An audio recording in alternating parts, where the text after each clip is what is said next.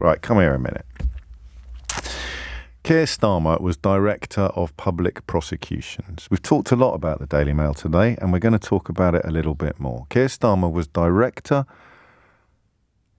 of Public Prosecutions, right? One of the most senior lawyers in the country. His job was to pick over the fine detail and determine where criminality lay and didn't lie, what cases were pursuable and what cases were not.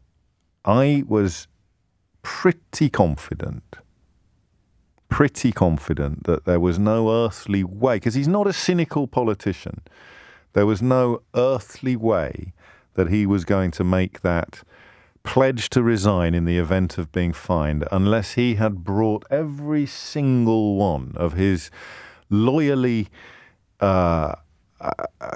every single element of his loyally expertise to bear upon the question. He would have gone through it with a fine-tooth comb. He would have done precisely the opposite of what Boris Johnson would have done in similar circumstances, and he would have dug into the detail and read through the rubric and established the law in a forensic and professorial way.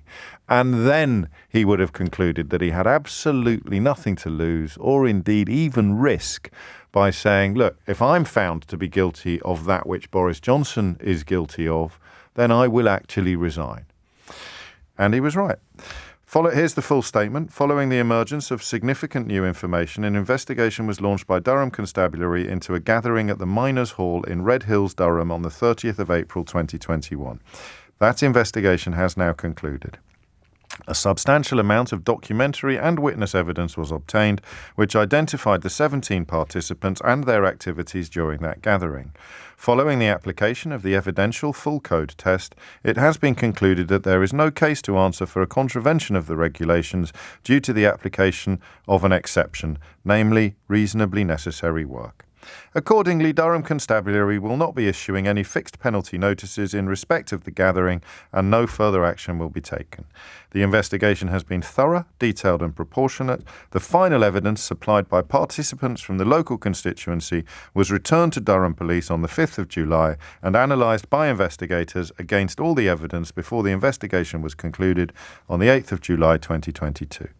In line with the established national policing guidelines, we will not name or otherwise identify any of those present at the gathering, all of whom have been informed of the investigation outcome by their legal representatives. So if you are just joining us, Keir Starmer will not be fined for breaching lockdown rules because Keir Starmer did not breach lockdown rules. Meanwhile, the running total of people who did breach lockdown rules or fixed penalty notices issued to people working in Downing Street while they wrote the actual laws is it around the 120 mark? Has anyone got the number in front of them? How many fixed notices at Downing Street? It is. No one's shouting in my ear now, are you? Where's all the information I'm looking for now? How many fixed penalties have gone to Downing Street? And I'll take a moment to talk again about the Daily Mail, because this was one of the most disgusting episodes in British journalism that you will ever witness. They tried to persuade you 126, there we go, 126 fixed penalty notices in Downing Street alone. They tried to persuade you that you didn't care about the fact that they were having parties. And this was entirely, I know I obsess a bit about the Mail, but this is all on their door. Absolutely all of it is down to them. They tried to persuade you that you didn't care about the fact that they were having lots of parties in Downing Street while you were not able to attend funerals or visit family or even pick up your new grandchild. They tried to tell you that. And because they've succeeded in the past at telling you, for example, that being in the European Union isn't a very good idea, or that Boris Johnson would make a brilliant prime minister, they presumed you'd believe them. They backed themselves to sell you that lie, just as they have sold you lie after lie after lie in recent years. But you didn't buy it. You were not having it. You decided, actually, you know what? It's outrageous. It's disgusting. It's not fluff, Jacob Rees-Mogg, to be concerned about this. He wasn't ambushed by cake, you ridiculous people. It was gross that you were throwing parties like they were going out of fashion while the rest of us couldn't even visit our mums. It was absolutely disgusting. And the Daily Mail tried to persuade you that it wasn't. They even tried to tell you at one point that you'd moved on from this and that you didn't really care anymore. And then they wheel out the ludicrous mewling pencil himself to describe it as fluff and claim that you don't care. And then all the client journalists and the forelock-tugging, cap-doffing cowards to talk about how the public has moved on and he was ambushed by cake and it didn't really matter. But guess what? It didn't work. So here's what they did, and this is really important. If you give a fig about the relationship between British journalism, British politics and the British people, if you give even a slither, a slice of fig, they just decided to gaslight you. And not just you, they decided to gaslight the police as well. So they just kept putting it on the front page. So it begins usually, this sort of thing, with a tweet or an article by that ludicrous Guy Fawkes themed website, which is, well, essentially is to journalism what icebergs are to the Titanic. And so they would have done something with it. It had been published in The Sun about 9 months ago. But they're looking around. They say, what the hell can we do? This party business looks like it might get Johnson. And then I'll never get my seat in the House of Lords or my knighthood. What can we do? What are we going to do? It hasn't worked, boss. We've tried to tell people that they don't care about the fact that Boris Johnson was throwing parties like they were going out of fashion when they couldn't even attend funerals of their own family members. They're not buying it, boss.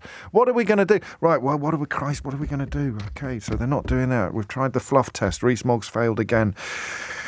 Okay, we're going to have to go for they're all as bad as each other. But that involves admitting that Boris Johnson is awful. Yeah, but it doesn't matter, does it, if we can also somehow portray Keir Starmer as being equally awful? So, well, we can't, really. He's not. Yeah, but if you tell them often enough, if you hit them over the head with it, it's going to pop up on all the paper reviews on the telly. It's going to be talked about on the radio shows. Even O'Brien will have to talk about it if we stick it on the front page for 4 or 5 days straight. We're going to make it matter even though it doesn't. And who knows? Maybe the police will have a fit of the vapours or a rush of blood to the head and actually find him guilty.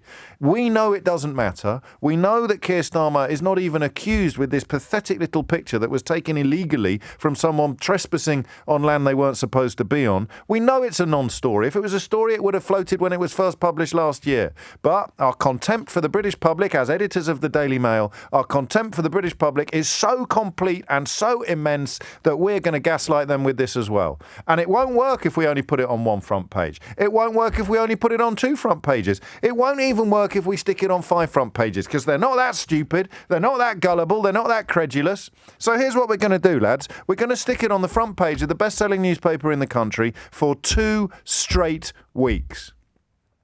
And we're going to carry on doing it until they buckle, until reality is bent to our own diabolical designs, which involve, at this point in British history, one thing and one thing only: protecting the most corrupt Prime Minister we have ever had or will ever have. So they did it. They stuck it there for 2 straight weeks. And finally, Durham Police said, we're investigating, and people like Boris Johnson could stand up in the House of Commons and say, incredible. And all the little client journalists running around adding to the idea that they're all as bad as each other, or that Starmer has a case. What about Keir Starmer Currygate? Beer face curry Keir something. It's the contempt in which they hold you that gets me out of bed every day. It's the contempt in which they hold you that gets me angry, gets me upset, gets my patriotic heart skipping a beat, because they hate you. They think you're so stupid that you won't see through a desperate, despicable, pathetic attempt to portray Keir Starmer as being even in the same universe of corruption and law-breaking as Boris Johnson. And that's backfired as well. What a day for the Daily Mail. What a day for Paul Dacre and Ted Verity and David Dillon, eh? And Jonathan Harmsworth, who bankrolls the whole shebang. What a day. You've been punched in court by Prince Harry. Your man has been chased out of Downing Street with his despicable overused tail between his ridiculous pink legs. And now your attempt to get Keir Starmer on the same sort of hook that Johnson has been swinging on for months has failed completely and miserably. But people like me don't get champagne corks out, because normal service will be resumed tomorrow morning or on Monday morning. And, of course, the cabal will just kick back again and the corruption will continue and they'll be back to persuading you to vote against your own interests, to put disgusting adulterers who wouldn't know the truth if it slapped them round the face with a wet fish smack in the middle of Downing Street. And why? They can't even tell you. Why do you want Boris Johnson to be Prime Minister? Something, foreigners, Brexit, something. They can't even tell you. They don't even know. They don't think that far down the road. Everything is a football game. Everything is a battle, is a fight, is a meaningless gladiatorial combat. And my God, to see that one fail so miserably has brought me a modicum of joy in this otherwise dismal week.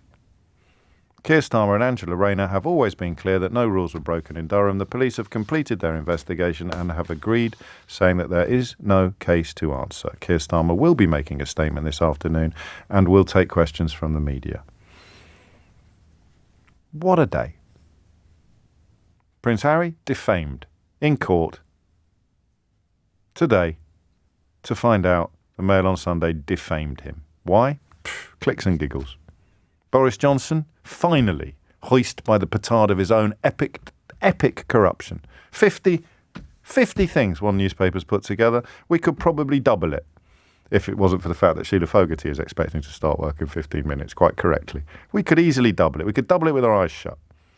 And now that pathetic attempt, that single most obnoxious episode in the recent history of the British press, and by God, there's a lot of competition, that attempt to corral the Durham constabulary, to persuade the British public, to corrupt the public space by propagating the lie that Keir Starmer had done anything remotely comparable to what Boris Johnson and 125 other people in Downing Street had done when they partied as we mourned or observed lockdown or endured enforced separation from our loved ones.